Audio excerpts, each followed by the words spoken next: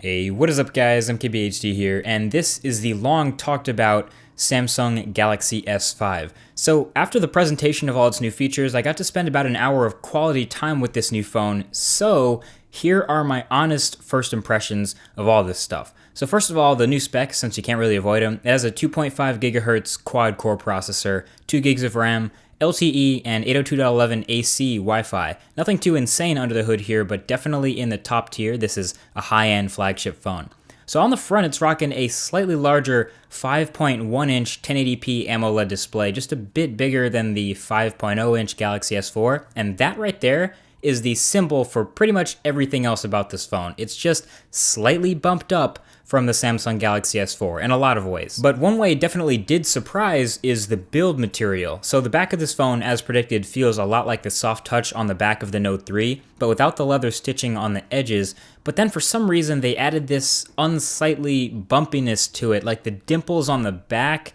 And I'm not sure how I feel about this. I mean, it kind of reminds me of the original Nexus 7, plus some sort of golf ball hybrid going on. It's weird. I can't say I'm a fan of it right now. But anyway, there are 4 colors: the black with the black front, the white, which has white bezels, the blue, which I guess is the least bad looking of the bunch, I guess, and it has black bezels, and then there's also the gold, which I like to call the Band-Aid edition. Anyway, at least the build of this guy has a tiny bit of reasoning behind it. Despite its removable back and totally expandable storage and totally swappable 2800 mAh battery, the Galaxy S4 is still IP67 certified now. Now, I'll leave a link in the description to exactly what IP67 means, but basically the 6 means it's totally dust-proof no matter how small the grain, and the 7 means it's water-resistant, but not waterproof. Definitely a difference there.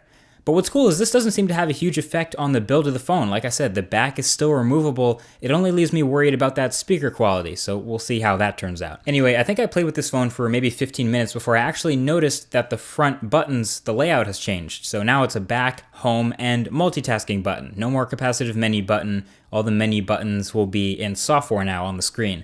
And of course, this carries over into Samsung's other tablets as well, so I guess it shouldn't really be much of a surprise.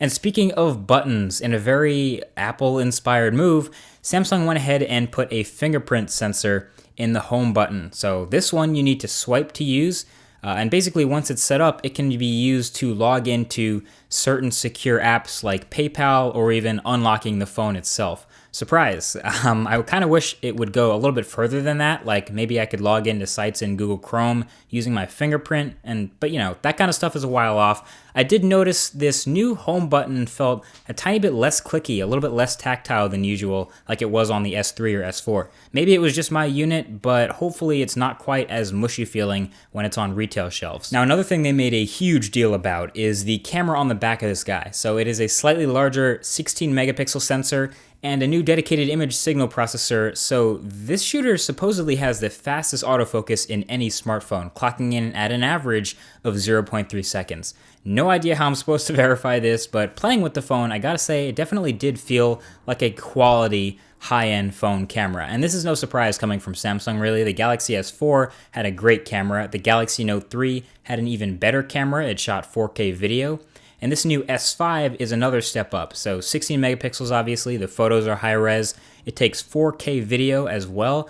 And it has some awesome new HDR processing and selective focus modes and super fast burst mode that took 30 shots in probably about 3.5 seconds, and a whole bunch more features. As we know, Samsung likes to throw every feature in the world into their camera. Now, I couldn't really pixel peep and judge the actual image quality from the time I spent with it, but I can guarantee you that this is something that we'll be taking a much deeper look at in the full review. But taking a look around the back again, you might have noticed some other weird looking things below that camera lens. One of them, yes, is a flash, but the other 2 make up a heart rate monitor. So, of course, you have to use freaking S-Health to take advantage of it. But yes, you can hold your finger up to the back of this phone for a few seconds, and it'll tell you your heart rate. It'll give you a heart rate reading. Not sure how many people are actually going to use this, but that's Samsung for you. It makes for a good ad. It makes for a good demo. It's good to show off to your friends, so of course they built it in. So overall, yeah, messing around with the Galaxy S4, got that feeling that performance is a little bit smoother, not faster, but smoother. So I'm getting in mind that this really feels like a Galaxy S4S. Dare I say it? Yeah, I said it. It's the Galaxy S4S.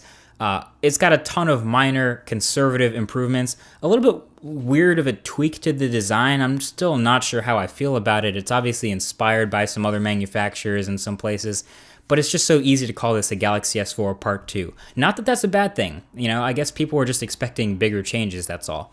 TouchWiz changes especially. I mean, you can see here on top of Android 4.4, TouchWiz is looking a little bit flatter, a little bit more toned down, even though there's still some crazy stuff going on with the settings, but it's definitely still Samsung UX, and you have plenty of Samsung customizations and Samsung apps installed. You even have Samsung's My Magazine one swipe to the left of your home screen, like Google Now on a Nexus or BlinkFeed on the HTC One. So they still want you to use Samsung services and think of this as a Samsung phone. And I'm not complaining, I'm just saying. So that's my first impressions of the Galaxy S5. Of course, there's much more new stuff from Samsung. The new Gear watches, a new fitness band that looks pretty hot, actually. You can expect to see this phone advertised right alongside these new wearables because they'll probably want to make you buy them both at the same time. But I'll have much more in-depth coverage of the phone, the accessories, the wearables, and much more when it all comes out in early April, so definitely hit that subscribe button below if you don't want to miss that. Oh, and hit that like button if you enjoyed the video, if you liked it. And share it with your friends. Let them know what's good with the Galaxy S5. This is the video to share with them. Thank you for watching, guys. Hope you enjoyed, and I'll talk to you in the next one. Peace.